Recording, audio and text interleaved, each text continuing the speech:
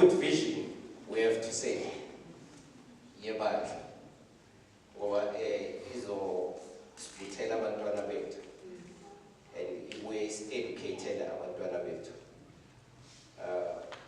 ezisikole yazi kuyahlupa nanokufaka abantu ekubeni ezisikole under the leadership of Ndaba Ezitha Sipho Sombali Mahlangu. I support your vision, Hlonishwa.